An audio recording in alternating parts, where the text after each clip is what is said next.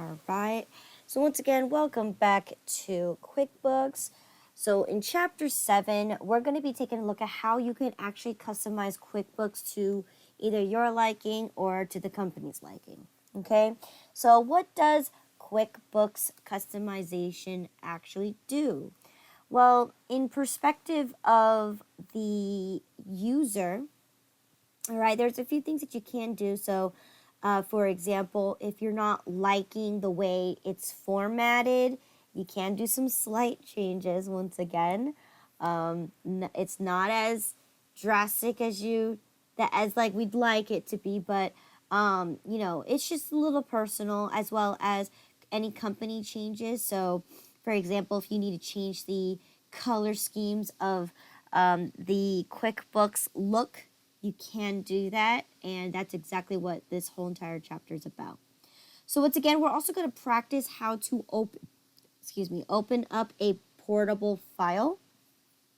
So once again, this is what I mean, that every single chapter right under topics is a box, and it says right here that this chapter has customizing 21QBW, which is the working data file, or in this case, you need to open or use the portable file called Customizing 21, and it always says here,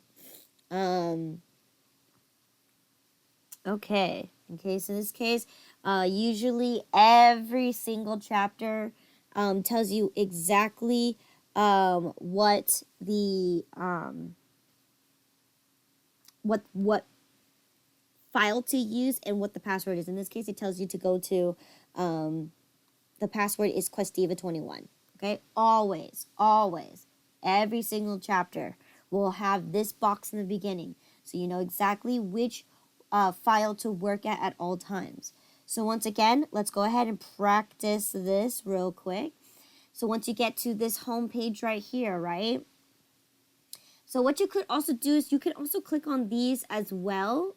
These are your recent files that you just used or opened. So that's also a way that you could quickly access your files as well. Now, once again, every single chapter is designed with a specific goal in mind, right? So yes, we created a company file yesterday. However, we're not going to build upon that file, all right? Everything that we are going to be teaching from this book is going to have its own separate file for each chapter. Now, yes, you can build your own file, or in this case, use that file. However, a lot of the information is not there. So it's going to kind of be hard for you to continue on with the lesson in the book if the whole content is not there, because every single file has already pre-filled out with customers, vendors, employees. It has everybody in there, okay? And all the items that you need in order to complete the task, right? So my best recommendation to you is do not just continue on with what you started with.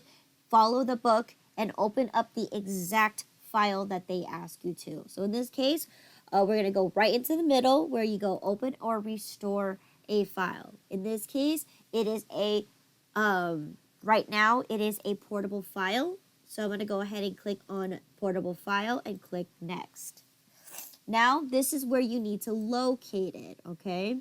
So at the top of the bar, right, you have this drop-down menu right here. You're going to drop it down, and you're going to locate where that file is. So for me, it's in my documents under LVPTA, Accounting, QuickBooks Class, QuickBooks Portable Files, and it's under the final 2021 Student Portable Files.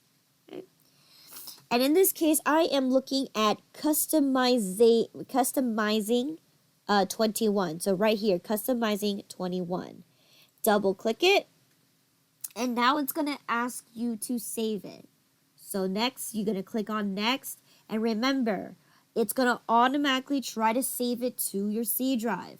Unfortunately, there's no way that we can go around this because we're using a already created file, okay? if we're creating the file ourselves, then yes, you can set the place that you want to save it at so that you don't have to do this every single time. But in this case, it is going to be based on based on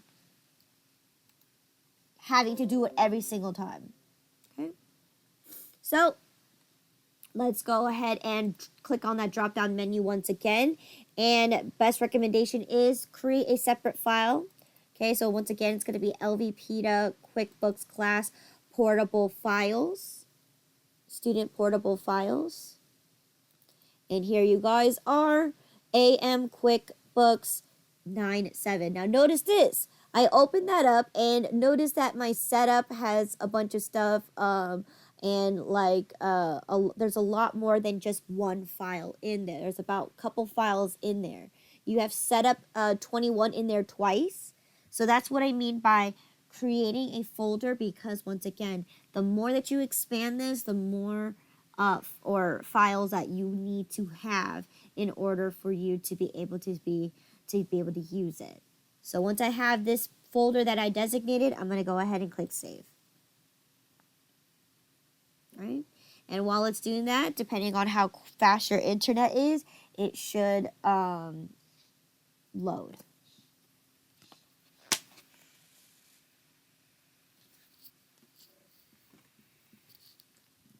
Hello, my dear. Yes.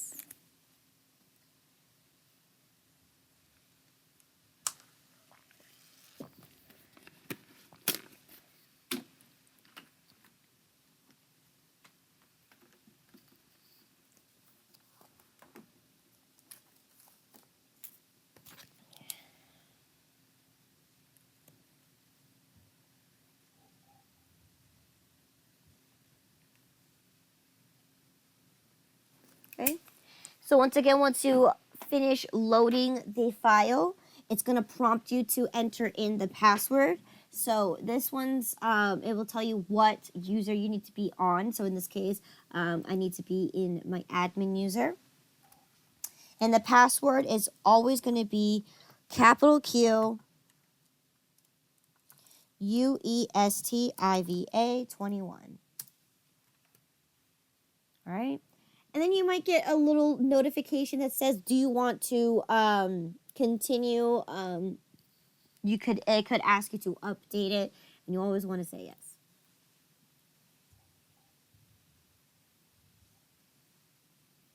Okay.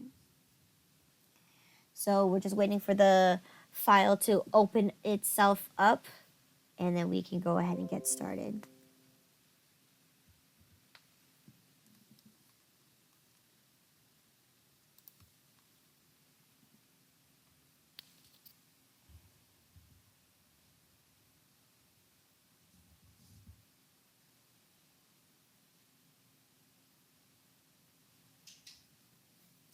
And it says, it will always give you this pop-up that your file has been successfully opened. Okay.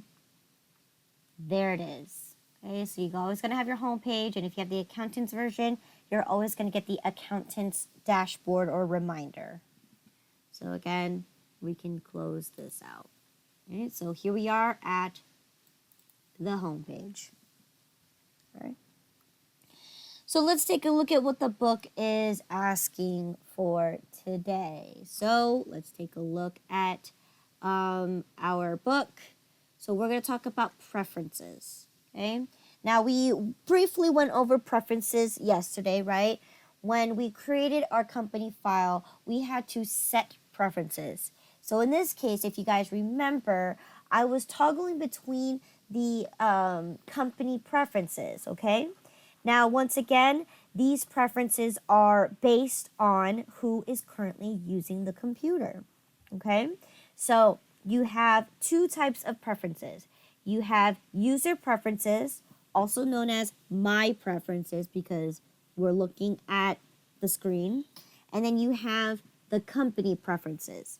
So the difference between that is the company preferences is an overall change or an overall preference where no matter who is using the file, it's going to be the same throughout every time someone opens it, okay, throughout all the users. Where a user profile or user preferences is more so tailored to whoever is currently using the desktop or whoever is currently logged in to the file. Okay? Now, once again, these changes are not as drastic as you think, but let's go ahead and take a look at our first one, which is user preferences, okay? Also known as my preferences, okay? So let's go ahead and dive right in, and we'll take a look at how the desktop view is, okay? So as I'm on here, right, we're just going to ignore all this stuff for now because we want to make sure we want to view it. We want to look at the preferences that are available. So once again, you're going to go to your edit menu at the top. You're going to hit that preferences, okay? And once you do that, right, you're going to notice this. You have the left side list right here of all the topics that you can make preferences for, okay? And then on the right top corner, right, you have to switch between my preferences or company preferences, okay? Now, notice this, that not every single preference has or topic has preferences. So in this case, this one only has one. This one doesn't have any. This one doesn't have any for under my preferences, where it does have it for company. Okay? So again, a lot of these things are kind of tailored specifically for a specific task. So in this case, what the book wants you to show you is using the desktop view, because this is the most changes you can do as a user profile. So this is also a recommendation too. If you are in an office and it is just a personal preference that you like, yes, you could go ahead and customize it, and it will not affect the company file. It only affects the computer that you're using, okay? Where if you use a company preference, it goes through all the computers and it changes them all at the same time, right? And it's for all the computers, okay? So let's go ahead and take a look at the very first one where as a user preference, which is the person who's currently logged into the computer, these are the options that you can do. You have viewing accessibility, right? Now, what's the difference between one window and multi-windows, okay? So this is where it's kind of showing you, like, for example, right now, I have multiple windows open. Meaning like I have this window open, which is the preferences. I have my home page open. And what I'm doing is I'm able to view it at the same time, multiple windows at the same time. But if I want to narrow it down and say, let's say I'm not a really good multitasker and it benefits me to just stay in one window at one time, that's exactly what this is right here.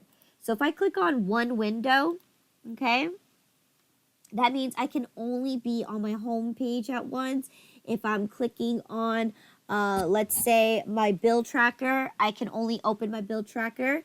If I want my income tracker or my calendar, it's going to show me one window at a time. And the great thing about this is that it's automatically maximized to the biggest screen. Okay, so the window is maximized to the most, so you can view it the most optimal way. Okay. Now, the downside of this is, unfortunately, you can't go back, or you can't move it. You can't do anything about it. You would actually have to close each window at a time to be able to access the other one. So here's my bill tracker, and then here is my home page. So that is for those who are kind of narrow focused, where they can only focus on one screen at a time. Now, if you, again,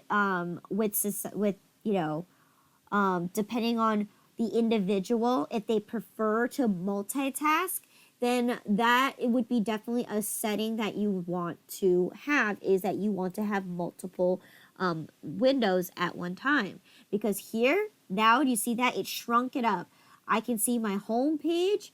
I can see my bill tracker, okay, at the same time. And then I can even enter in a bill at the same time.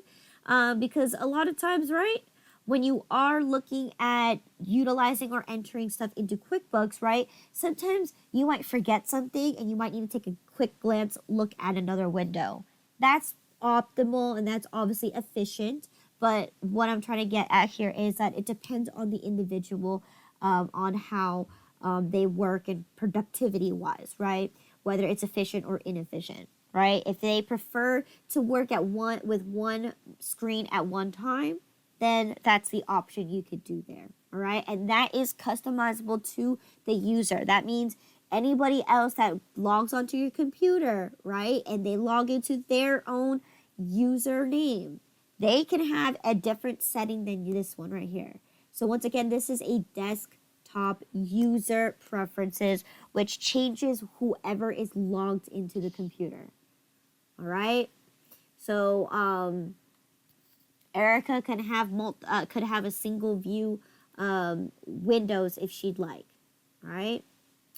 So going back to the edit and preferences. All right, so that was the first thing that you could customize as far as QuickBooks. Okay. Second thing is going to be whether you want to save the to save when closing the actual program. So when you click that X button, it will always pop up. Would you like to save this or would you like to back up this file? That usually pops up, okay? And oftentimes, you definitely want to have this automatically. Again, you don't need to actually save it manually. It should automatically do it for you. But what it's trying to say here is that when you are, it doesn't automatically save everything, right? If you're currently working on a transaction, the only way that it will save the transaction if you actually click save and close. So again, you have to click that save button in the program in order for it to save the transaction automatically in your workbook. But if you're currently in the middle of one and you don't save it and you just exit out of it, it will not save where you left off. So that's important that you should have this as an automatic thing, okay? You can even don't save the desktop. So what does that mean? Don't save the desktop, basically, between the options here, or save the current desktop. If you click on save the current desktop, now this is for an office, right, where you have your own personal computer, right? Because a lot of times when you open up QuickBooks, right, the first thing that you should see is your home page and your reminders, right? In this case, that is actually a setting right here. Show home page when you open QuickBooks. So if that's not something that you want to have, you don't need to start fresh every time you open up the program, then that's definitely something you can toggle here. However, saving the screen means, let's say I'm in the middle of putting in a transaction. I'm entering a bill, right? That's what I have here. I'm trying to enter in a bill. And let's say it's 5 o'clock. I need to go. It's my work day is over. I can close the program, and if I have it saved the current desktop, that means the next time I open up QuickBooks, it's going to show me that I left off with that bill that I was working on. Okay, and that is where you don't technically save the work because you're in the middle of working it. So what happens is when you open up the program, that's the first thing that you're going to see. Now, if you're in an office where multiple people use that actual computer, right? It's an office computer. Multiple people can log into their account and use that computer. It's a shared computer. Then, if that's the case, then you definitely don't want to save the desktop because, again, what if the HR is done with their job, and then when someone moves in and they are the sales representative, right, they would have to close out the windows that they don't need in order to access their files. Okay, so again, don't save is for those who for computers that have multiple people that can log into that computer. You definitely don't want to save your work.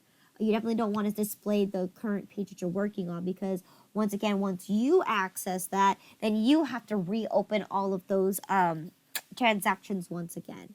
So the best option here is just to save when closing, but at the same time, once you save when you're closing, it's going to automatically close out all the windows, and all you're responsible for is when every time you open it, it's going to open up the home page.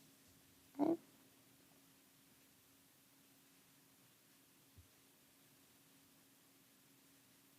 Okay. All right. So that's just that right there. Now, other things that you can customize here is going to be window settings, okay? Now, as far as window settings, this one is going to actually toggle your actual computer settings. So if I go ahead and click on display, it's going to access the window settings so it can properly, either expand or show you the screen that it wants it to be in. So for example, I have mine at 150%, just so that I can show you guys at a zoomed in scale, because I can't assume that everyone has a 40-inch or 30-inch, 32-inch screen, right? Everyone probably has anywhere from 13 to 15-inch screen. So this is the best way to be able to maximize the visibility of my screen and being able to have you guys be able to see the text with no problem. So this, once again, this is toggling the actual windows, the actual computers, visibility of displaying QuickBooks for you, okay? But notice this, that's why QuickBooks is a little funky, just because a lot of the things at the very bottom, you won't be able to see just because I have it so big. But if that's a preference that you want to change, again, that actually is an actual computer setting preference. You can even set sounds as well. So once again, if this computer is not yours, I definitely recommend you not to do the display or sound settings, okay? Unless it's viewing the actual QuickBooks itself in a larger screen. Okay? And then the last but not least, okay, we'll talk about this when we talk about the icon bar, okay? But down below is going to be your default color schemes. So you have this for both company and for both the user and company, right? This one basically changes the color scheme of the QuickBooks because, again, some people don't like this boring navy blue, okay? And so on and so forth. However, I'm going to laugh at this setting because this one literally doesn't do much differences. So I'm going to show you a great example. So if I go ahead and click on this default, right? And I want to change the color scheme of my QuickBooks. Let's say I want it to be pink, right? Notice this. It's only the top of the bar that changes colors. Every window is the same generic color. The only difference is you only have the title bar change colors. Now, as far as preferences wise, that is the worst setting you can actually do for this. I expected, personally, I would expect it to be cool if they can do inverse colors, black and white, right? Have a dark background with everything popping out in white. That would be nice, right? That's a new look, right, nowadays. Or at least change more than just the title color, okay?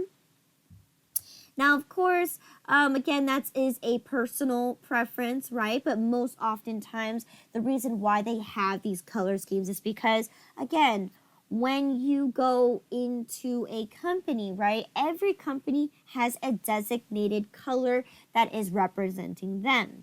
So, for example, Imagine Photography, their colors is maroon, black, and white. So, in this case, they can choose that they can have They can have the red, or they can have the blue, or I'm sorry, the white. In this case, there is no white here, but there is the red or the maroon color here. So I can go ahead and click that, and now it's the color of the company. However, once again, I personally think this is the worst kind of customization you can do for color schemes. And yes, it would be nice if it was more improved and better options that you can choose. But in this case, I actually like the purple and blue color. Okay, that's just a personal preference I like. I like it not to be super dark. Okay, and of course, every time you do this, it should save for you, but oftentimes you'll get that window where it will tell you that you need to click this button where it says OK. All right, and that is all the customization you could do as a user preference, at least the ones that they taught you in the book. Every other user preferences is going to be, again, based on what topic you are looking at. Okay, but these are the basic ones that you could do for desktop view as far as customization. How can you customize it in a way that you like the way it looks? All right? Any questions there?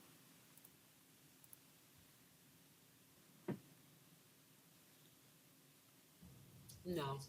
When you Okay, go ahead. you're not able to do these exercises along with you, that's probably why we have that many questions because we don't get stuck. Oh, okay. I mean, again, the first week, which is this week right here, there's not actually much you can really actually do because it's just following the book. Now, the more questions would be more for next week, just because you have, you have to enter in a vendor. You have to enter in this. You have to do this. You have to do that. In this case, I'm just showing you I'm just showing you how to customize it. It's not as it's not as question worthy, if that makes sense.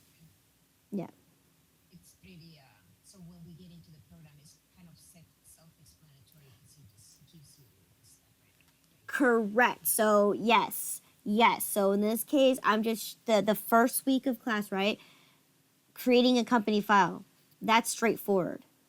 Right? There's only two ways to create a company file, right? There's no questions that you could ask in regards to that.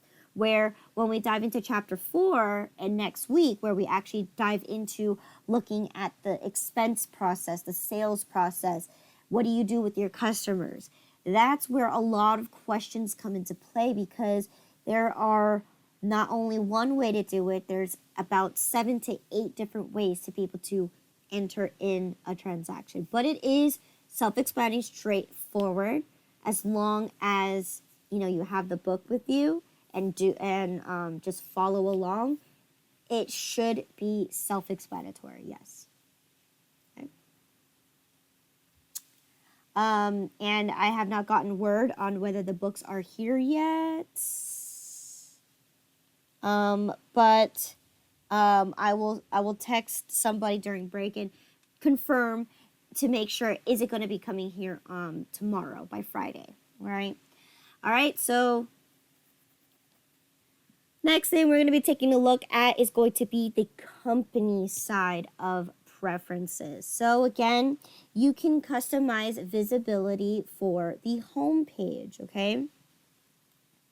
So again, when we go to desktop view, okay, so let me go ahead and let's close this real quick, okay, and let's take a look at the home page because this is more for company preferences. Now, throughout this entire chapter, or not just this entire chapter, throughout this entire course of this class, you are constantly going to be changing company preferences left and right.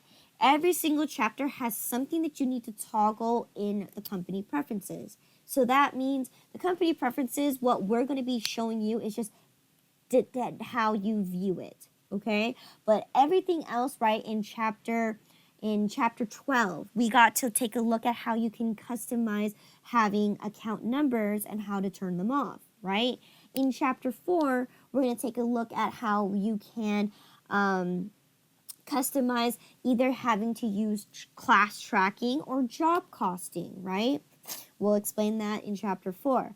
But that's something that I want to explain to you, that company preferences are usually tailored to a specific topic. And as you've mentioned before, right, that whole entire list as a company preferences, each and every single topic has something that's involved with that. So again, this is how we would use the preferences to change or modify the look of the desktop. So in this case, right, let's take a look at my home page, right? I have a few things displayed on here, right? I have my statement charges, my statements, my customer reports, etc., and I have a few things that are on here.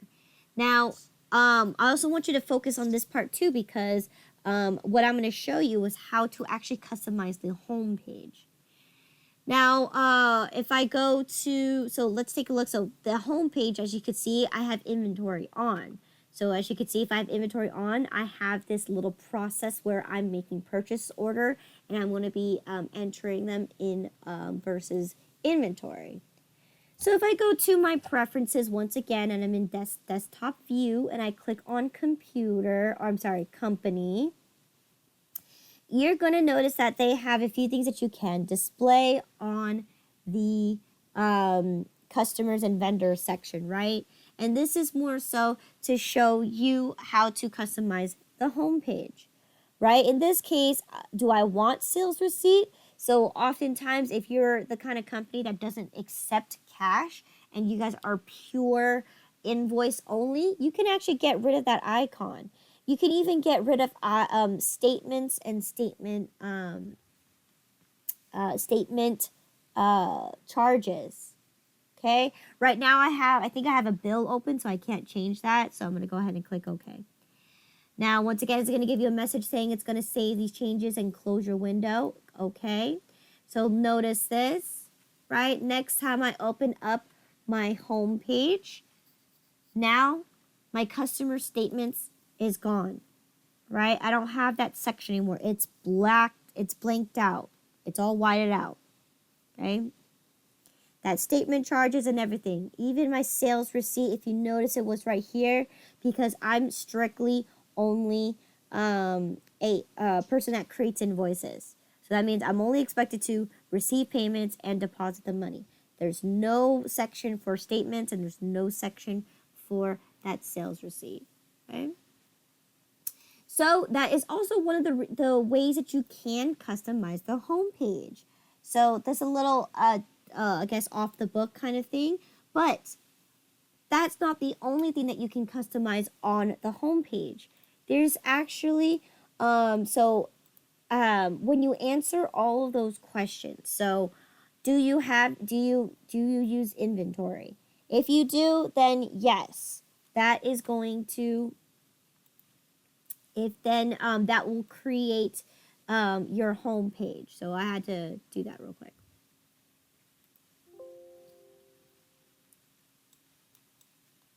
Okay.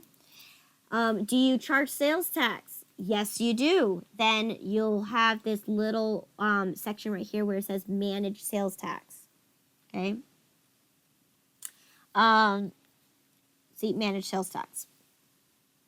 And if I said I keep track of time, then I have this enter time. So the Easy Step interview pretty much answered all the questions that helped you create the home page. Now, of course, you wouldn't have known that if you didn't go through the process in the first place. So now that going on forth into the future, the next time you create a company file, right, then you can understand that if you want to customize the home page, then that's exactly where you can do that by answering those questions. Do you keep track of time? Then the icon will appear. So for that example, I'm going to show you this. So once again, when we talked about inventory and items, right? Since I selected that, yes, I keep track of my inventory. If I uncheck that right now and I click OK and I click OK, notice this. my home page no longer shows that purchase order section. That's my inventory. All right. So again, those are questions that you answer through the Easy Step interview. And yes, you can customize it by just going over those questions again and going through the topic and selecting yes. Do you keep track of your inventory? Do you have employees? Do you keep track of time? Do you charge sales tax? All of those are what's going to make up your homepage. Okay? So once again, I toggled that back on there. So that's as far as what you could do for display view for the company file. Once again, that's what they just teach you in the book. Okay. All right. So now let's actually talking about how we can customize menus and windows. So the very, very first one we have here is going to be the favorites menu. Now, I'm going to tell you this because they don't tell you this point blank, but everything on your menu bar, you cannot change. Okay? You cannot change, customize, or change anything on here because these are basically a list of every single function that you can do in QuickBooks. So by customizing and deleting some of these things, it's gonna hurt your company way of entering in a transaction very drastically. So because we can't customize the menu bar at all, the only option they give you is to customize the favorites menu. Now, once again, as you can see, each topic has a list of its own. So as you can see, the accountant has a bunch of stuff. Company has a bunch of stuff that you could do. Each customer, right, gives you all the things that you could do for a customer and vendor and so on and so forth, right? Now, what the favorites menu does is it actually makes it that much easier so then you're able to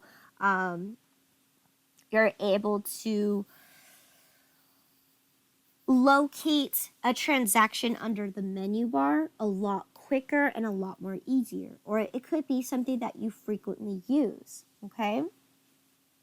Now, for example, right, if I frequently use something under vendors, right, if I need to do something under vendors, then that's exactly what the favorites menu does.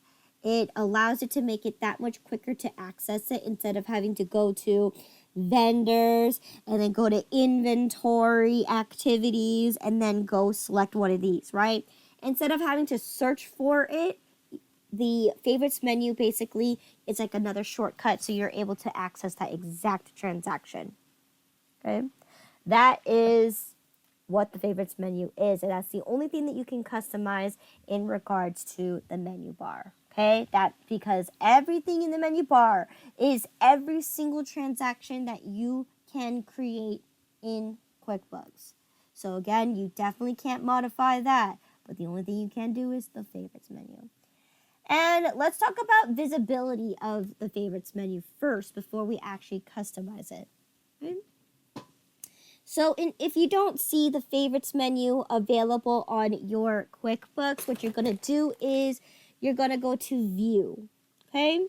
Here, if you look carefully, it says that you have the favorites menu check mark. So if I uncheck mark that, it hides the favorites menu from my menu bar. Right? Because oftentimes, right, here, this is my 2 cents on it. You create a favorites menu is the same thing as if you just go to any drop-down menu and be able to find that exact transaction. And what do I mean by that? I'm going to go ahead and show you an example when I customize it. So again, View, Favorites menu. Okay, so now it appears.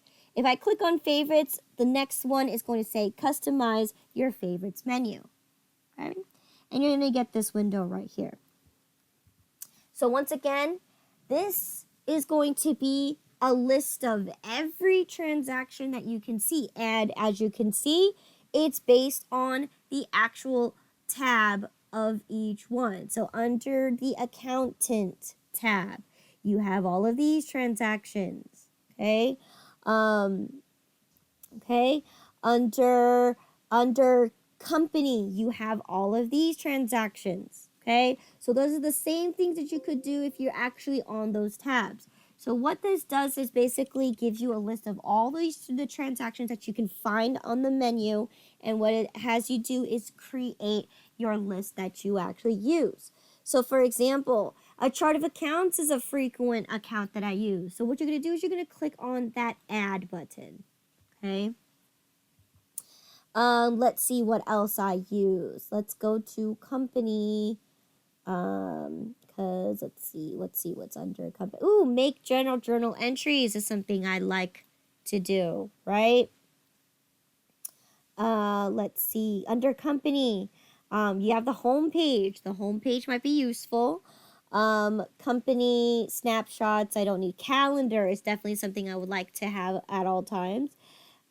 Documents, my company, and then I think I want to have, let's see, alerts and where'd it go? Alerts manager. No, I think I'd rather have the reminders, but I can't find it. So you have to go through all of this yourself, one at a time. Okay. So the one that I want to look for is considered under, I guess it'd be considered under help. So it'd be under the last one.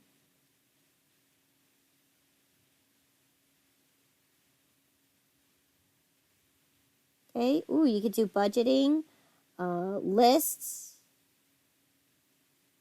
Where's the edit menu? Or the help. Ask Intuit is one.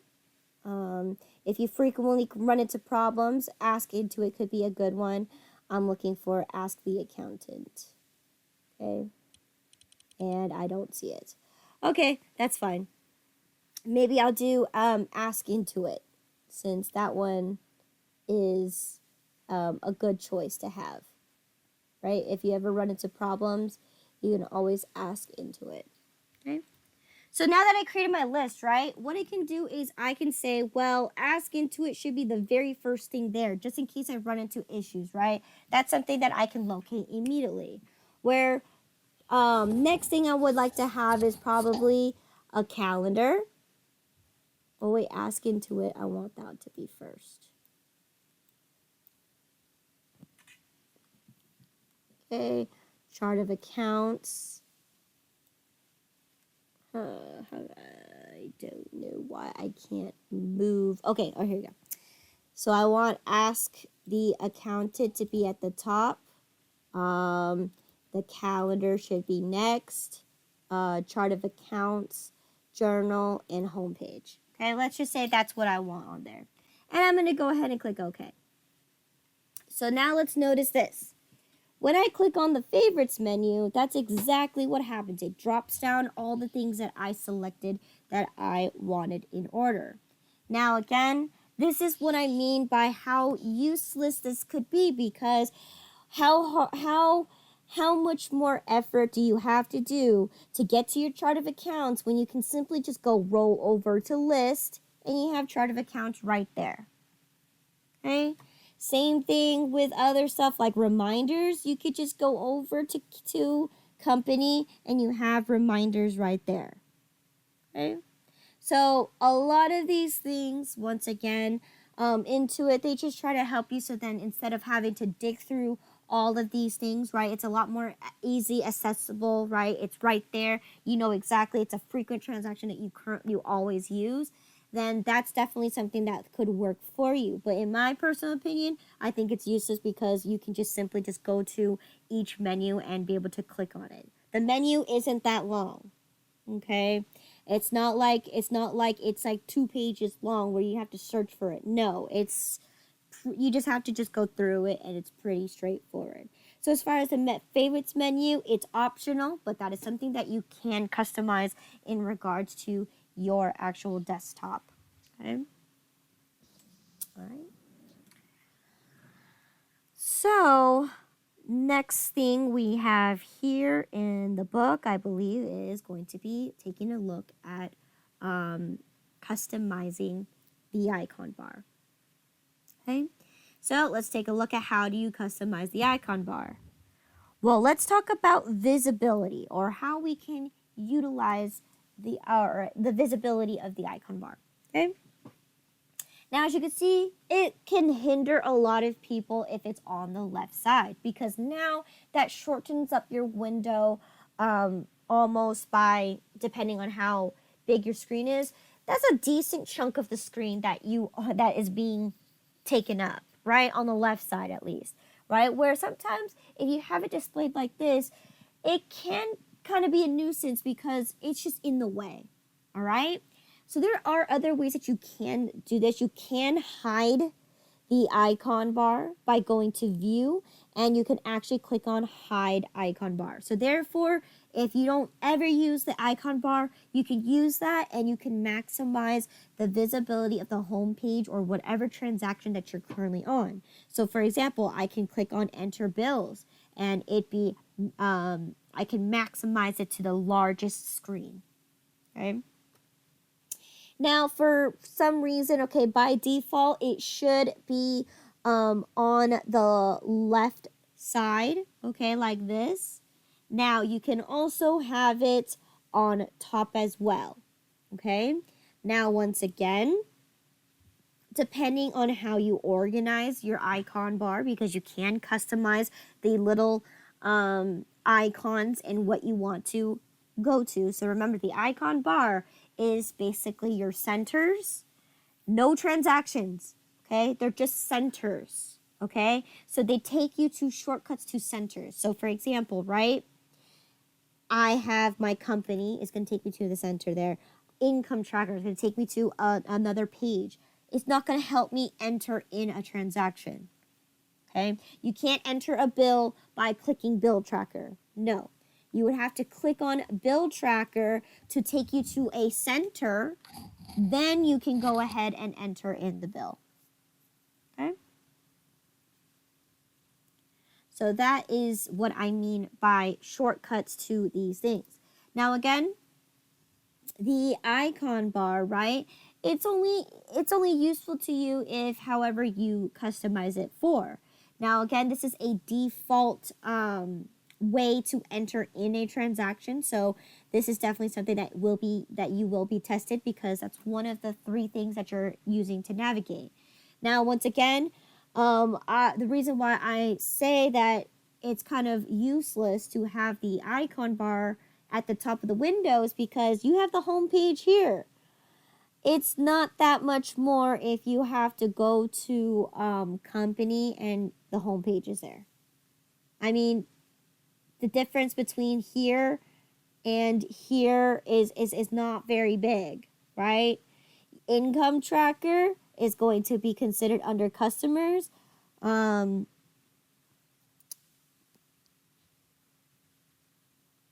it's going to be under customers somewhere. Income tracker, right? Where it's right there. Okay. So again, I prefer this to be on the left, but it's by default should be on the left. Now, this part right here is going to be something that you can customize as well. And this is something that I actually think is really cool.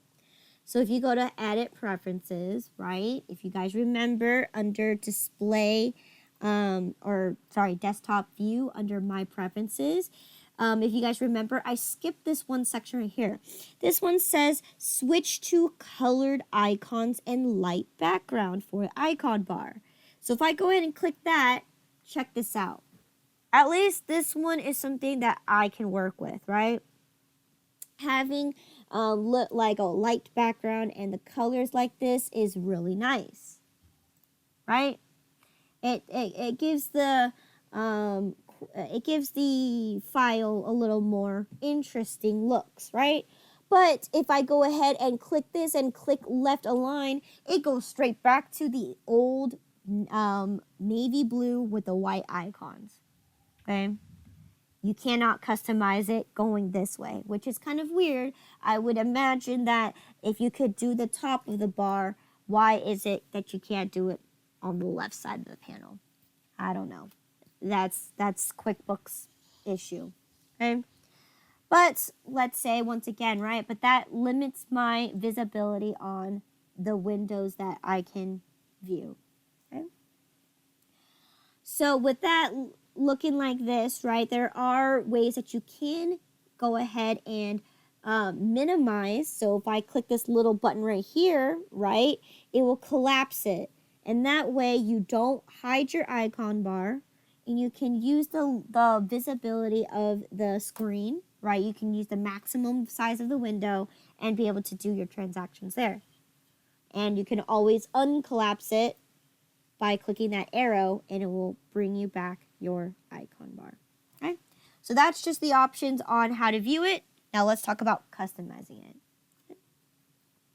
So there are a couple ways that you can customize it, right? You can either right click anywhere on the icon bar. So anywhere on the icon bar and you will get customize the icon bar or customize shortcut.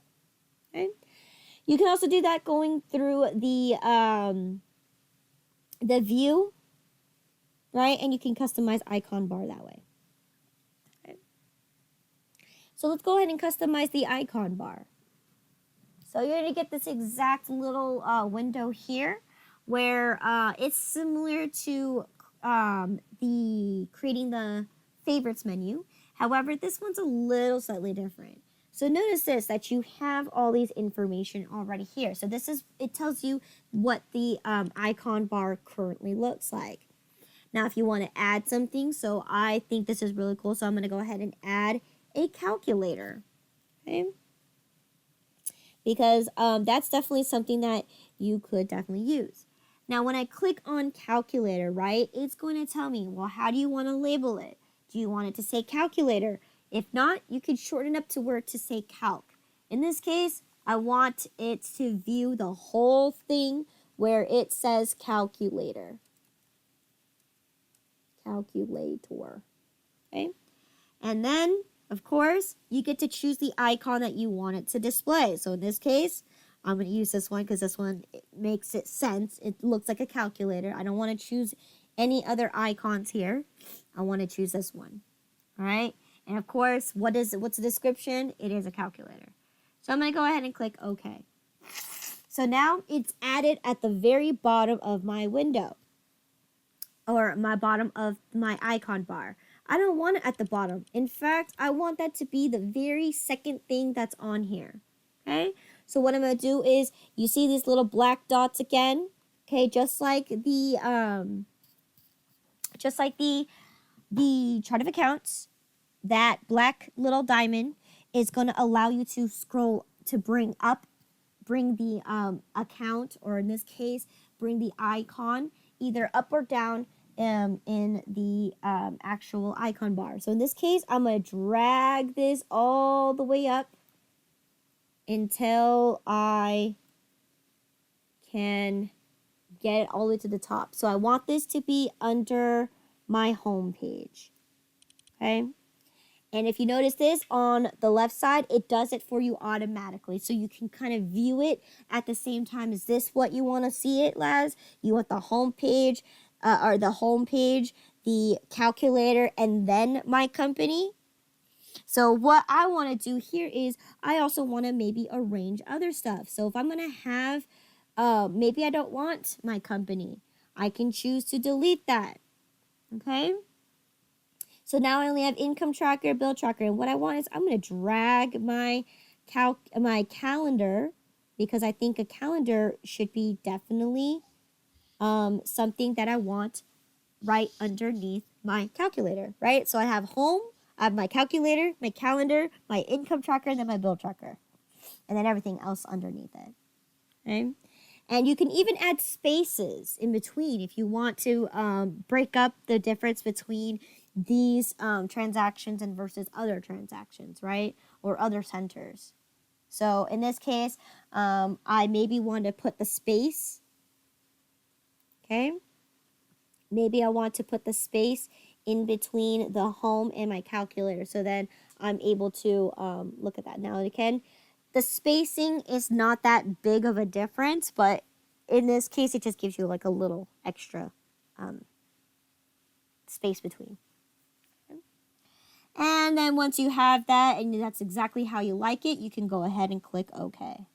So that is it. And again, the descriptions is going to pop up in the little, when you roll your mouse over it, that's what the descriptions is it will give you information. Okay? All right? And that's how you customize the icon bar. Okay? Any questions so far?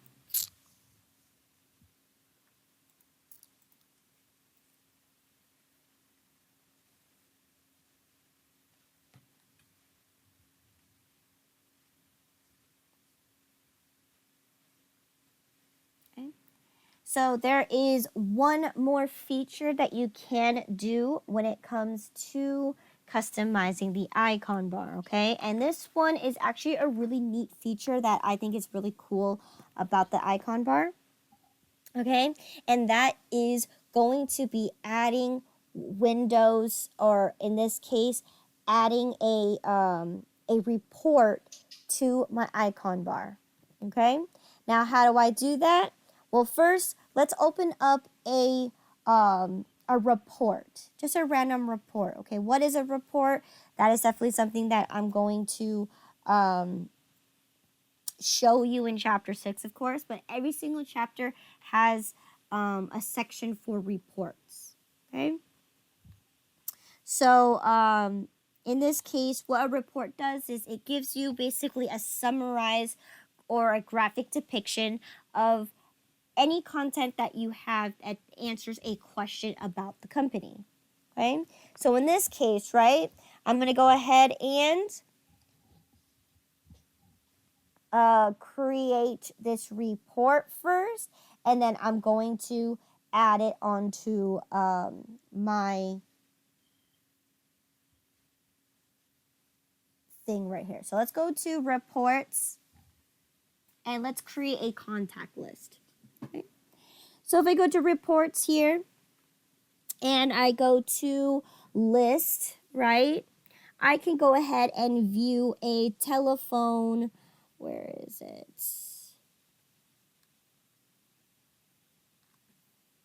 Or under list. Customer phone list, okay? There it is, right? And this is what it looks like, all right?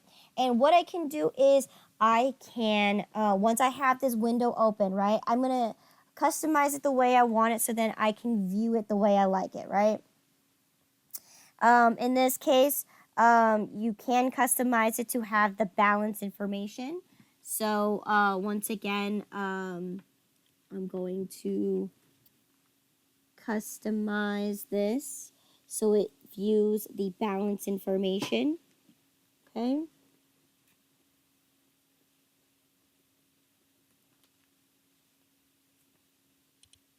Where is the okay, so balance, right?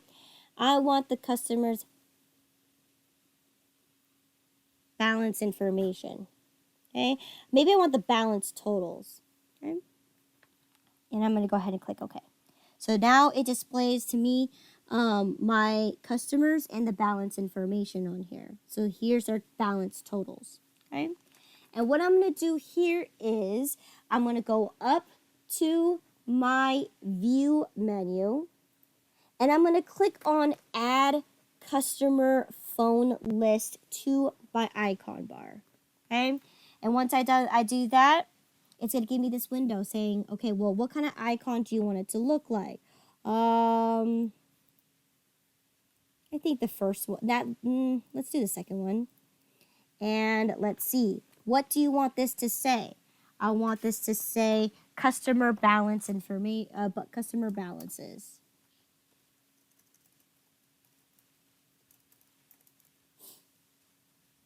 All right. And I'm going to change the description because it doesn't, excuse me. This one is going to say customer balance details. Okay. And then you're going to go ahead and click OK. All right. So if I actually look at my icon bar and scroll all the way down, here I customized that I added a customer balance report on my icon bar. Okay, so you can add anything that you want onto the icon bar. And I think this is a really cool part because, again, if you have it viewed at, the top, right? With this, again, all of these are shortcuts, right? So if you have that piece of information right there, that would be very useful for you to be able to do the rest of your, reports, or make the icon bar more useful than what it normally would be. So in this case, you have to scroll even more, and then here you go, customer balance information. So again, customize the icon bar the way that you'd like it, so then it makes it easier for you to do QuickBooks a lot quicker. So again, you can have your balance reports right there, just to make it so it's a lot more easier. Okay. All right. Any questions in regards to that? And I think that part is, once again, I like that part. Okay. Okay.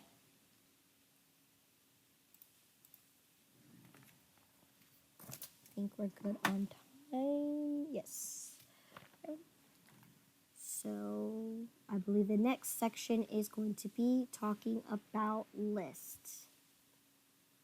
Okay. Okay, open Windows list. Okay, so again, this is a feature that would be most likely to be useful for those who are on single window mode. Okay. Actually, let me say no. So if you're on a one window mode, okay, what you can do here is at the very top, or what do you call this? The very bottom of this little thing right here gives you a pretty much list of all the windows that you currently were using. Okay, so for example, you were just looking at balances, right? You can run your favorites menu and things like that. So again, this is where if you click on open windows, it will show you what windows you currently have, and this is useful if you are using one window display, right? You're able to toggle and jump back and forth from one window to another. Okay, and once again, that's only useful for the once again, if you are in that kind of setting where you are in the whatchamacallit, in the single window mode.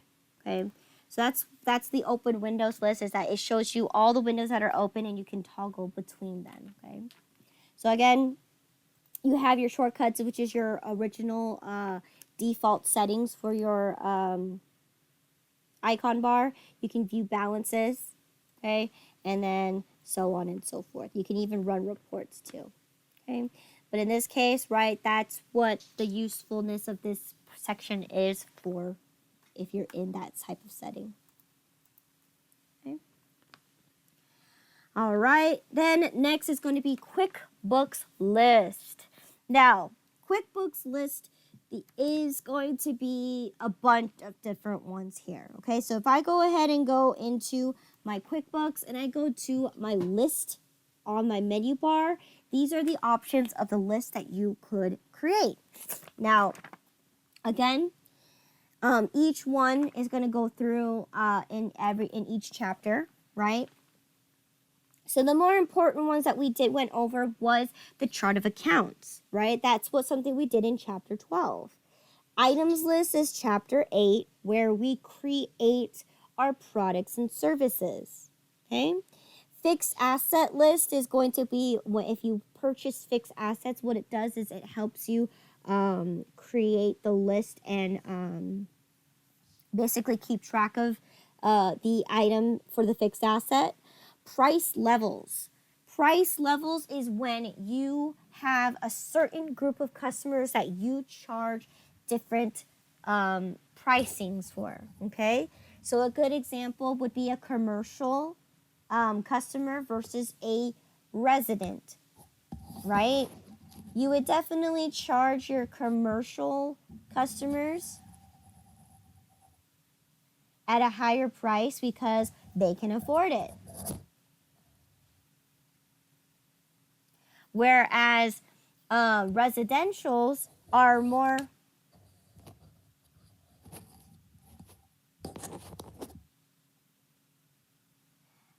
where your residential customers are, you would probably charge them at a lower price because they might not be able to afford the services that you could provide. Okay, another example could be I just had it, now I forgot it. But anyways, yes, that's what price levels is when you actually charge specific customers based on a different price point. Okay. Next one is going to be a bill rate level. I don't think we talk about this. Sales tax codes. Sales tax codes. Yes, we will talk about this in chapter 3, where a sales tax code, right? So when we take a look into this, you can determine whether an item is taxable or not. So a good example would be tax, like a grocery store, right? Food is non-taxable, where home goods or anything that is not perishable, it's taxable. Alcohol is taxable, but at a higher tax rate. Tobacco is also a higher tax rate. So that's what I mean by sales tax code, is that there are items in the world that can be taxed and that cannot be taxed. And if they are taxed at different rates. Okay? And that's what that is there. Payroll items list. This is something we're going to definitely talk about in chapter 10. This holds basically the list of all your benefits, all of your deductions, all of your federal and state taxes that you have to list out. Okay? And class list. Now we'll talk about this more primarily in chapter 4.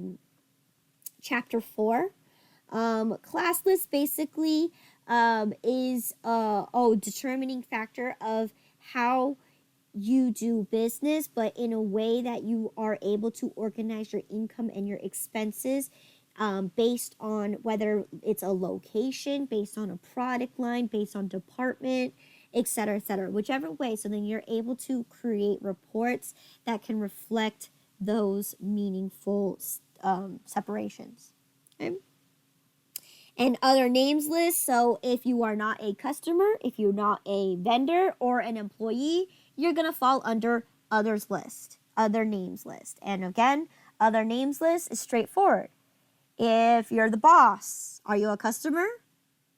Are you a vendor? Or are you an employee? You're the boss. You're none of those. You don't work for the company, right? You own the company. So therefore, the boss will fall under other names list, okay?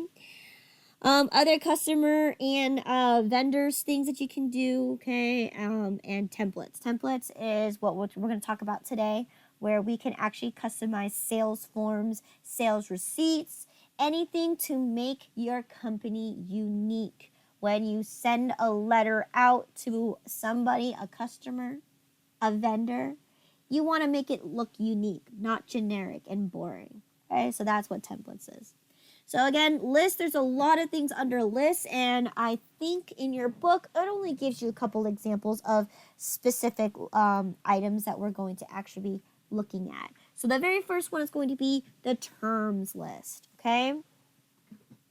Now, what is terms, okay? For those who were in my accounting class, you guys should know this. For those who will be in my accounting class, right?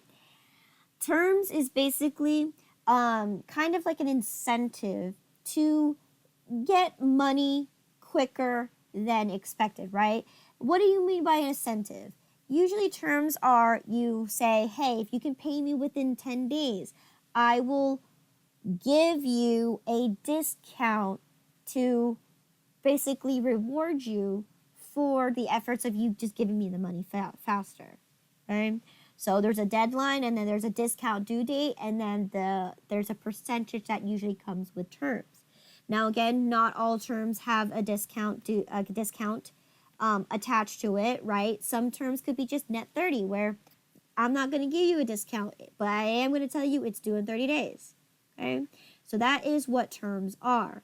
Now in this case, there are two types of terms. There is a regular terms, where it is based on how many days upon receiving a bill, or upon receiving a bill. And then there's called a date-driven due date. Okay, so if you've always had like insurance, right? Usually the insurance, they will give you those are date-driven dates, because it's always going to be the first of the month, the first of the month, the first of the month, the first of every single month. That's a date-driven one, because that means every single first of the month your insurance is due.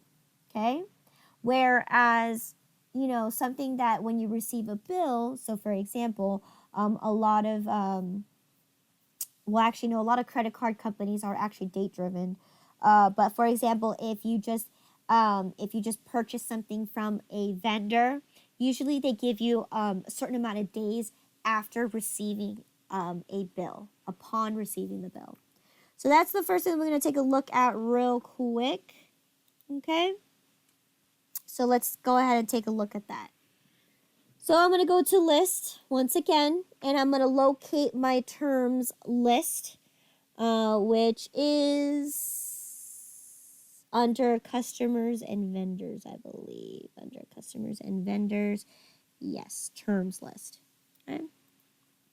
Here we are. Now again, terms can be applied to both vendor and customer, right? A vendor can bill you and say, hey, you owe me this. I'm going to give you this amount of days, and if you pay me within this amount of days, I'll give you a discount, right?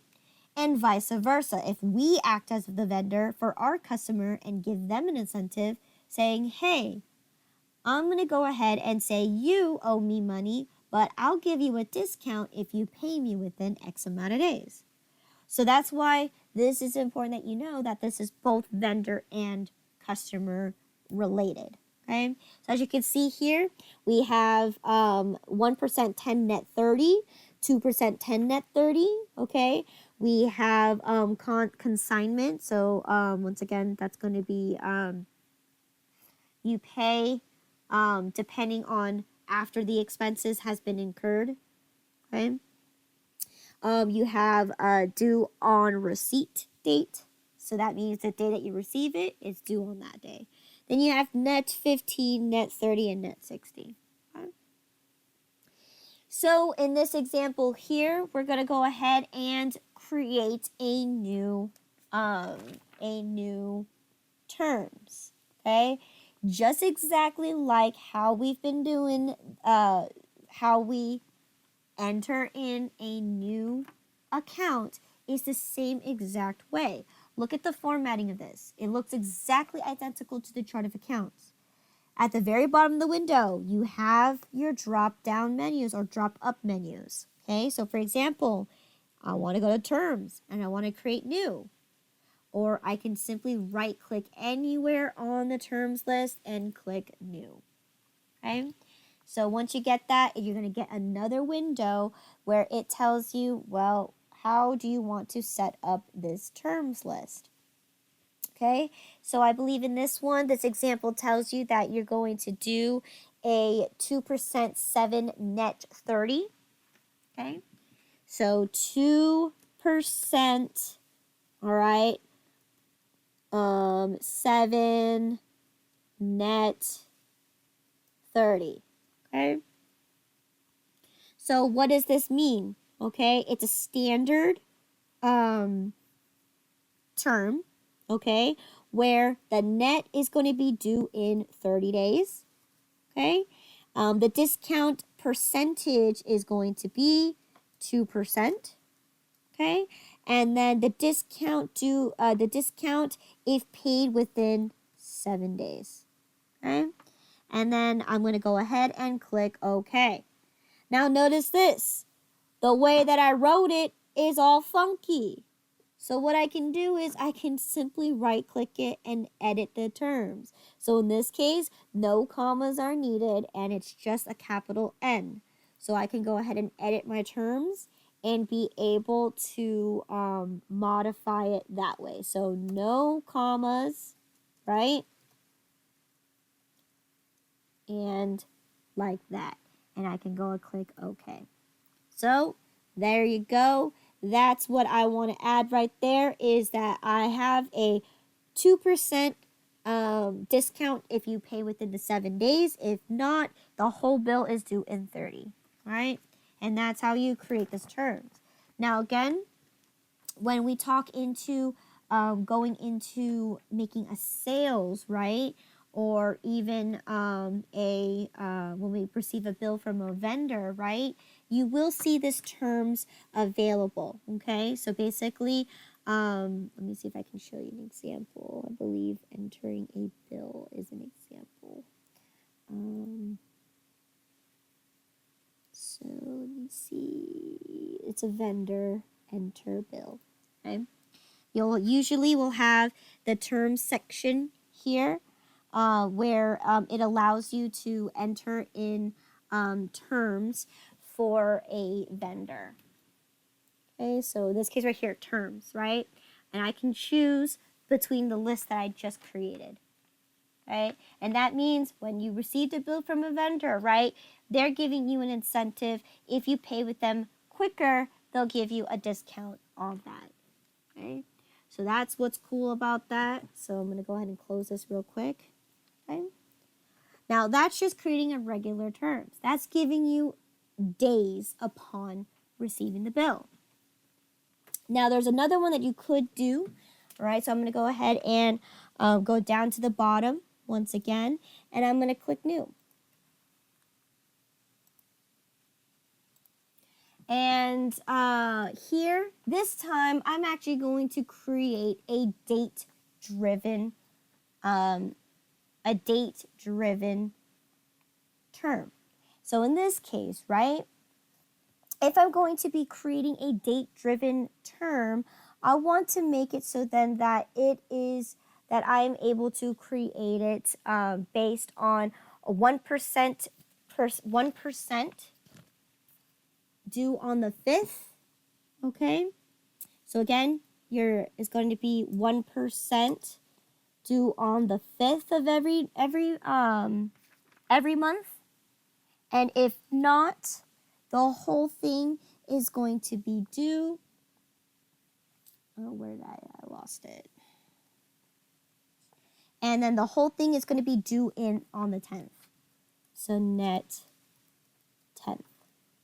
Okay, and this is going to be a date-driven one. So that means on the 5th of every month, if you pay on the 5th, you will get your discount. So here, answer the question: net due before the 10th of the day of every month. Okay, the date that's in the next month issued within. Wait, hold on. Due the next month if issued within 30 days. Okay, right? Usually it's every 30 days you get a new bill. You get a new bill. Discount percentage 1%. Right? And then of course the discount if you pay on the 5th day of every month. Okay? Do you have to put in the percentage sign? In this case, yes, because if you do just one, sometimes you might not recognize it, but sometimes it does. For some reason, sometimes I get like 100% because that's one, right? But in this case, it's optional. But again, sometimes QuickBooks recognize it, sometimes it doesn't. So in this case, it does recognize it if you just put in that number. So if I do 15%. It will automatically do it for you. But most cases, oftentimes, it sometimes doesn't recognize it. Okay? And I'm going to click OK. So now you have a date-driven terms where it's due specifically on a specific date of every single month, right? So most credit card companies uses the date-driven, right? When your credit cards are due, they're usually due on the same day of every single month. Okay. All right. Any questions there? No. Okay. Let's see what else we can do here. Okay. So, let me see. You could do, let me see, price levels. I'm going to skip price levels because, like I said, it's not as widely used, especially if you're doing retail. You don't necessarily need to use it unless you are like a corporation where you're reaching out to bigger major companies such as other commercial companies, so other big companies. So that's something that I'm not going to teach you, but you definitely can read on your own. Once again, it's just basically separating your customers based on the kind of group that you're going to charge them based upon. Okay. And yep. Next one is going to be custom fields. Now, custom fields is definitely something that is going to be more relevant when we dive into actually setting up whether we're setting up a customer, vendor, or an employee. Now, in this case, right, custom fields basically is another way to add extra information about a particular person. Okay? Besides the basic name, date, not date, name, address, phone number, setting those things up, right? You actually can customize other fields to get personal information in regards to knowing that person. And a great aspect of using custom fields is for the intent of getting to know them. It's a conversation starter, okay? And again, it strengthens your relationship with that particular person. So, again, we'll take a look at this example in the second half of class. When we actually create our new customer or vendor or employee, you'll have a small section called additional information. And then you have this section right here where it says custom fields. And what you're going to do is you're going to click on define fields. So once again, if you can go up to a customer and you can say, hey, how's your wife doing, right? How is your job? Things like that. If you can talk to a customer like you know them, they're going to feel like, wow, you know me so well. Oh, your business is so great. You know what? I'm going to give you more business because you took the time to actually get to know my personal life. And again, as much as it sounds like that, it is a business strategy to get customers to keep coming back to you. So this is a powerful tool to learn information, especially whether it's dealing with a customer or a vendor, okay? And especially your employees. If you don't know a thing about your employees, and you don't talk to your employee, they're most likely going to up and leave your company because they're probably thinking, nobody cares about me, I'm working a dead-end job, and no one is listening. That is a bad thing. And as a company, if you're able to expand and be like, oh, how's your wife doing? How is your kids doing? How is your dog? If you know information that's pertaining that particular person, you are not only strengthening the relationship, but you're giving them a reason to want to stay with your company. All right. So again, powerful tool, and that's what QuickBooks does. So think about it. If you have 1 million employees and you don't know a single thing about them, that's why QuickBooks makes it that much easier. So you can give them a call and say, hey, how's your wife, Linda, doing? Right? You may not even know who the heck Linda is, but at the end of the day, it makes you look good and make you think. Basically, it's a strategy to keep the people within your company. All right. As sad as it is, that is a true tactic for a business. Okay. So again, spouse's name is there, right? I would like for that for a customer, vendor, and employee, right?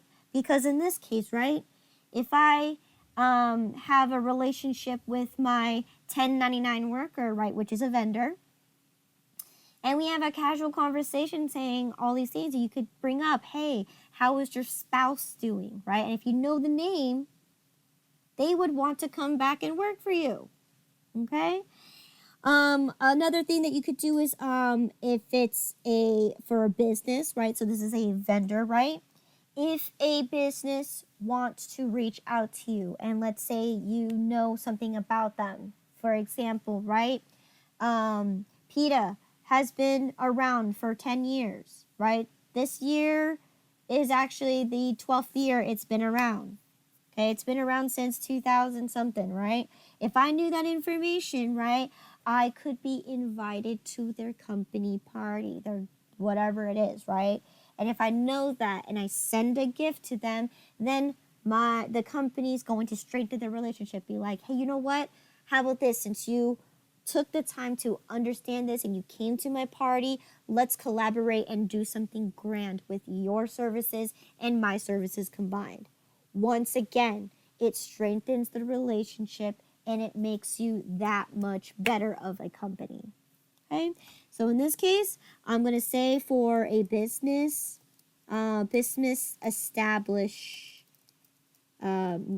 establishment date. Okay, so of course that's not going to apply to my customer. My customer's not a business, so that's definitely going to apply to a vendor. But will it apply to an employee? No, they work for you, so they're not going to have another company unless they are doing double jobs. But you definitely, I don't know. That's sensible information there. So again, you can have a title. Okay, if they are the president, then you could definitely have that there. As a customer, not really. And I don't think your employee, of course, what is their job title? That's definitely something you need. Okay, spouse's name, I added on there. Now, other things that you could do too is hobbies, right? Hobbies. And let's say that can apply to all three things, right? Especially your customers. Hey, Joe, how was your golfing tournament? Because you took a picture of their golfing, whatever. And then they can, strengthen the relationship there. Same thing with your employees. Hey, how's your thing doing, right? Strengthen your relationship. Now, here is the rules on custom fields. You can only create 15, a total of 15 custom fields. And each person, whether they're a customer, a vendor, or employee, you can have up to 7 custom fields. Wait, that doesn't add up. If each person can have 7, 7 plus 7 plus 7 is 21. How in the world can you get 15? That's where each custom field can be applied to multiple people, right? So I created hobbies, which I can spread across all 3 people, where I created a business establishment date, which is only tailored to one type of person. That's why custom fields is also tricky, because you're so limited an amount of what you can use. So out of the 15, each person or each, group of people, right? You can't just have a specific one for a specific customer. No, it's based on a group, okay? And if it doesn't apply, it doesn't apply. You can only choose 7 out of those 15 to be able to add as information is in there, okay? So again, you need to be careful on what kind of custom fields that you make, because you can only have up to 15 custom total fields. And each person, you can choose 7 out of those 15. All right? Any questions here? No. Okay. And once again, you're going to click OK, and those fields will pop up. And again, when we dive into chapter 4, which is the next section here, we'll go ahead and fill those things in there. Okay. So that was custom fields. Now, okay. I believe the last thing I have to do is going to be the customizing sales forms, okay? So as I've mentioned before, right, the great thing about being a company is that you want to make things special and tailored to you. So I'm going to go to list and I'm going to go to templates, okay? So here, under the templates list, gives you a list of all of the templates that you can customize if you'd like. Now, in this case, these are, standard default ones that Intuit provides to you, okay? So a standard Intuit packaging slip, an Intuit product invoice. So let's take a look at that, okay? So here's what it looks like. Very generic, very basic, and the common one that a lot of companies use, right? Because it gives you the information and it's straightforward. However, if someone sends this to you with no company logo, no color scheme, nothing but just the information, this can easily be thrown away and you're not going to be able to be remembered, okay? If there's something unique about your company, then this is how you portray it, right? Just like company business cards, right? What makes your company card unique versus to everybody else's? Well, the logo looks pretty. Okay, great. But what makes you different than everybody else? Okay, and this is where you're going to make, your difference, okay? Is by sending these either customer statements, right? So we talked about statements, right? We'll talk more about that in chapter 3. And, your sales form, your receipts, your invoices, even sending in a purchase order is going to be definitely something that you definitely want to customize, right?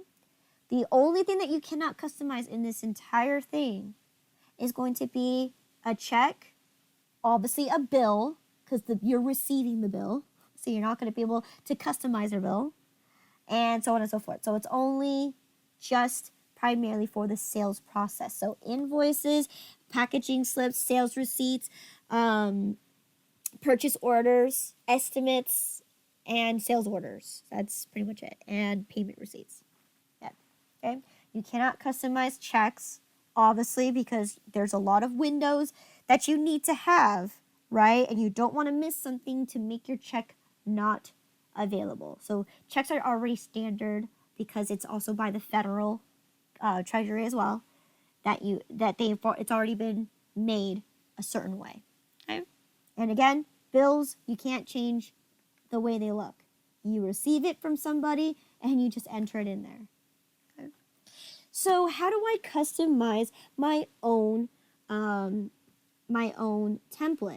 Now you can go ahead and just create your own. You can do that.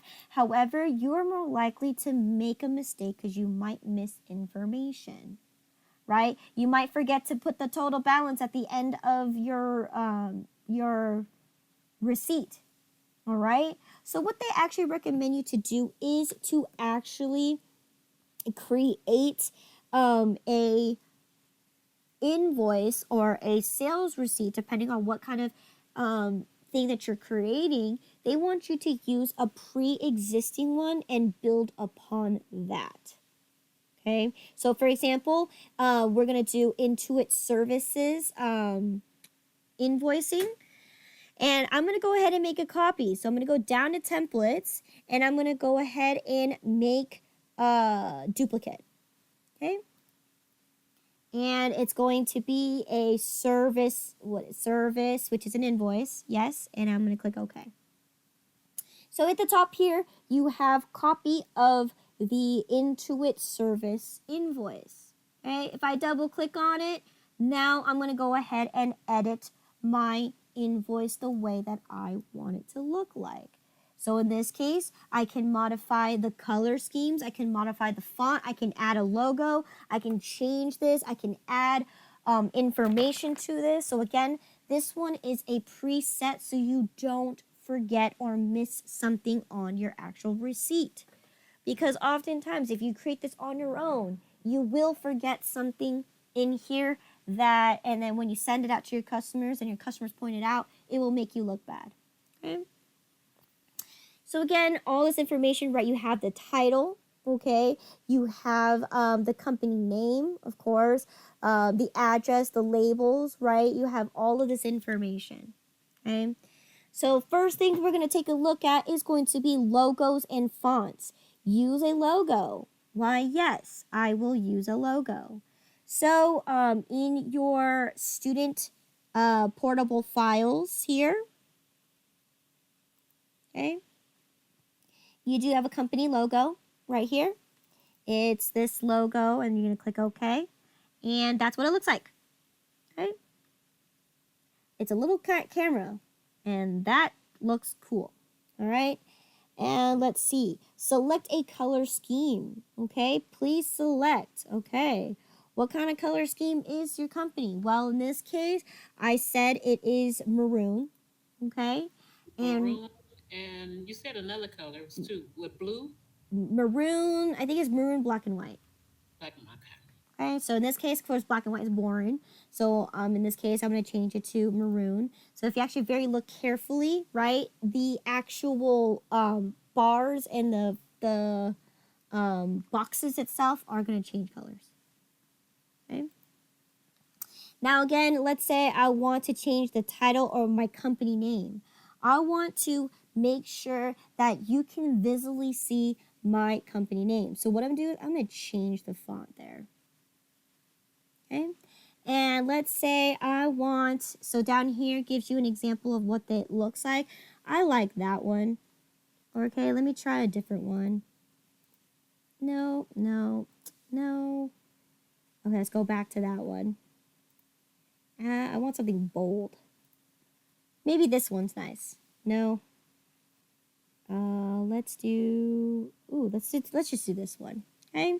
And I have the sizing. Okay, so right now it's 12. I want it to be in your face. So let's make it size 20. 20. Okay. And the color, I want it black. Okay. And yes, maybe, let's have it regular. And I'm going to click OK. So there we have it. I changed it, but because I have a color scheme on there, it's going to keep it that way. All right, it's going to keep it that color scheme. So I could keep it this way, or I could change it. Title. So what title is this? It is definitely it is the invoice. So I can change that too and make the invoice bigger if I'd like. But in this case, I'm going to go back to black and white because I like that a lot better. Apply color scheme. So there it is, black and white. And I can choose down below, right? I want the company name to display, the company address, of course. Fax number, not necessary, but definitely an email would be nice. And a phone number so they can contact me. Okay. And a website. Yes, that would be also awesome so they can visit my website at all times. Okay, and notice this. What is happening is it's adding it down below. I don't know if you noticed. So my emails here, my phone number is down below, and the website name is right here. Okay, and I can even preview it. So if I click print preview, right, I can make it so then I can view. Is this what I want? Is this what I like? Again, the phone number is there, the email is there, and the website's right here. And again, the total is also there too. You got the customer's information, right? The address here, and so on and so forth. Okay. And that's how you customize a Intuit thing. And you can also even change the name too. So manage template, right? You don't want this to say this. You could say that this is Imagine photography service invoice. Oh, I guess I don't have a space, so sir invoice. Actually, no, you already know. Service. Service. Okay? Because once you save it, right, you already saved it as an actual invoice itself. Okay? And once I'm done, I click OK, and there it is. Oh, actually, let's do one more time. Click OK. And there it is. It's right here. It's a service. And if I double click on it again, I can view it. And when I print it out or use it for customers, right? So where do you normally see this? Okay, so if I go to my customers and I decide to create an invoice, so that's company customers, create invoice. At the very top of the window, gives you the option to choose which so if I want to use the Imagine Photography service, I click on that one, and of course, when you print it, it will print it exactly like that. Okay. And Where does the logo show up? in this case, when you print out the thing, it will show there. Okay, because in this case, I can't view it. I would have to do print preview. Okay, so again, I would have to go to print preview.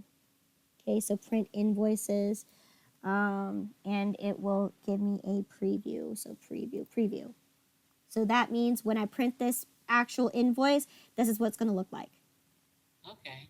Okay, so on my end, it will not be like that, but when I print it, it will be like that. Okay, so once again, very, very useful to make yourself stand out from any other company. Okay, and that is it for chapter 7. Okay, so let's go ahead and go over the multiple choice and then go on a break. Okay. Oop, went too far there. Okay, multiple choice. All right, I think that's the first one.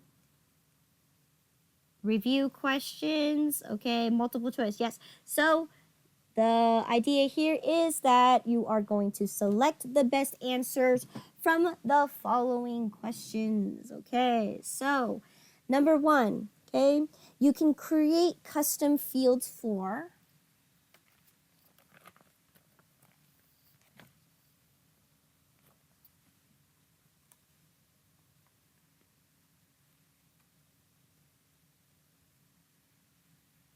I think it's A.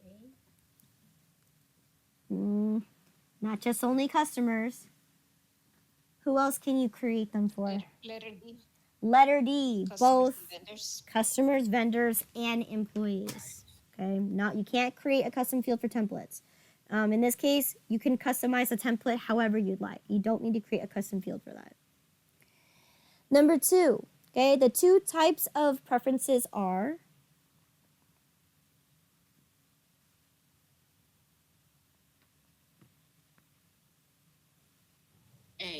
A, user and company. Good. Number 3, if you don't see the favorites menu in your menu bar, okay, you can turn it on by C. letter C, which is correct, the view menu. Yes, you go to view menu and you click on that favorites menu and it will appear. Okay. Number 4, okay, which of the following is not, okay,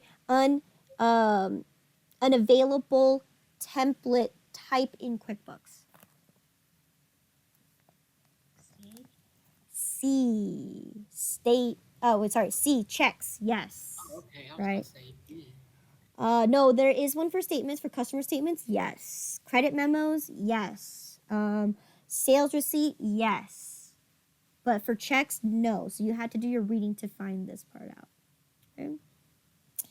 Number 5, which of the following can be displayed vertically on the far left side of the screen or horizontally at the top of the screen? B. B, the icon bar. The only one that you can move is the icon bar. Homepage, you can't really move that one. Okay, open windows list, no, that's on the icon bar. And none of the above is not the correct answer. Number 6, you cannot customize which of the following.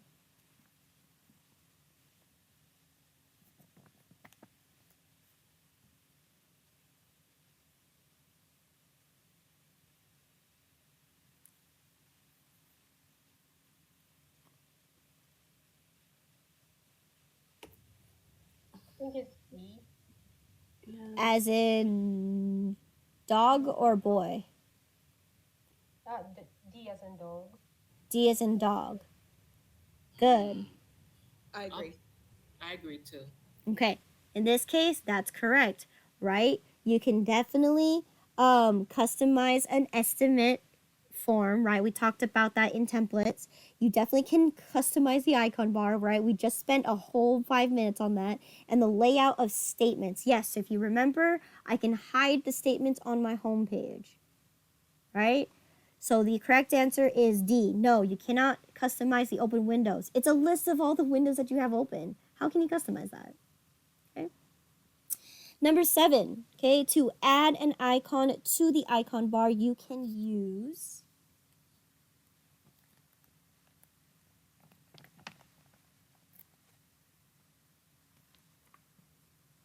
Is it D? D. D as in David? D as in David is correct, right? You could either add a window name to the icon bar, right? That's the one that we did the customer balances for. And then let's see, and B, where you could customize the icon bar window, which is by clicking the either right clicking and click customize, or you could do the view and customize the window there. Not the user preferences. The user preferences is strictly for the home page. Okay. Number 8, use which of the following to manually design the layout of an invoice? B as in boy? For number 8, Is it D? D, the layout designer. Yeah. Yes. Now, I did not talk about that, but that is going to be one of the things that features that you can do when you actually create a brand new template.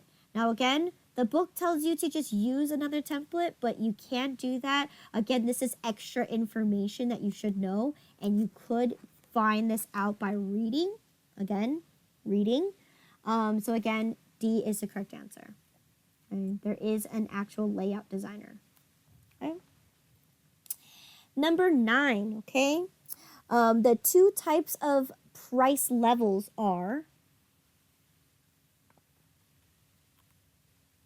It's C.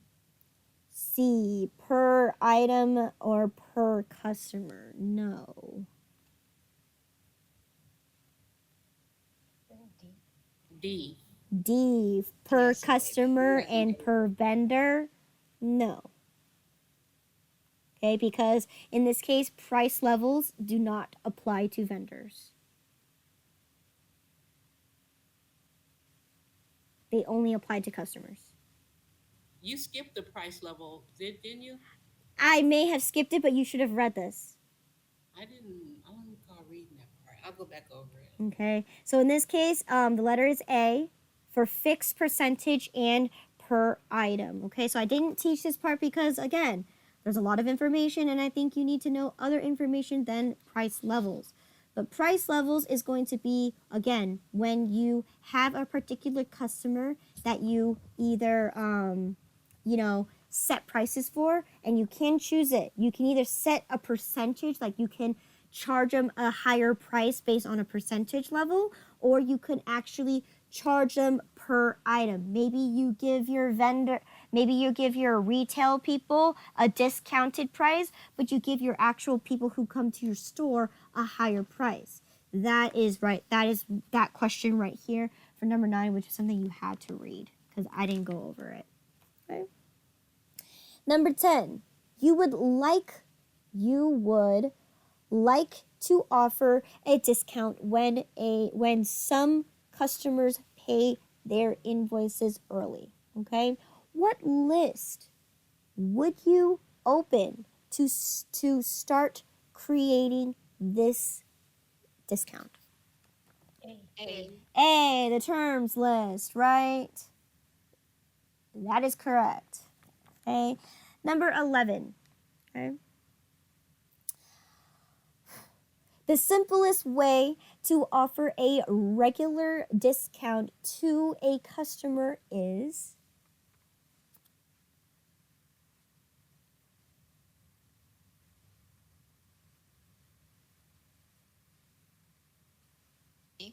C. As in cat. C as in I cat. say C too. Enter the discount in the customer discount field or the customer discount field in the edit customer window. That's not actually going to be that. That's not it right there. I think it's A. A, Or A.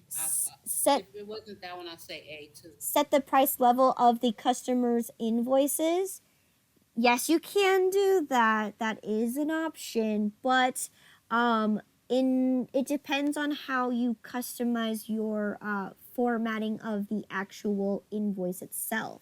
If you have that option to do that.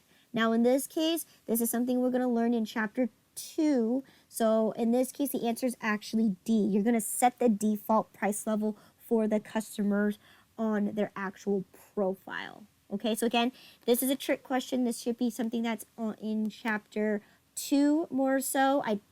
I don't remember this part being in the reading per se, but you definitely set those defaults in their actual profile. You don't set them on the invoice. Okay. Number 12.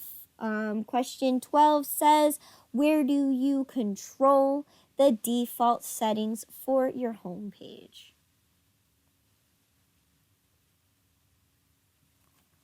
B. Preferences. B, preferences is correct. And you can either use desktop view or whatever. Now, in this case, in general, you would just use edit preferences for the company. It wouldn't necessarily be just the desktop view. Okay? But out of all the options, preferences is the correct answer. Okay? Number 13, you can rearrange the order of columns in a template using the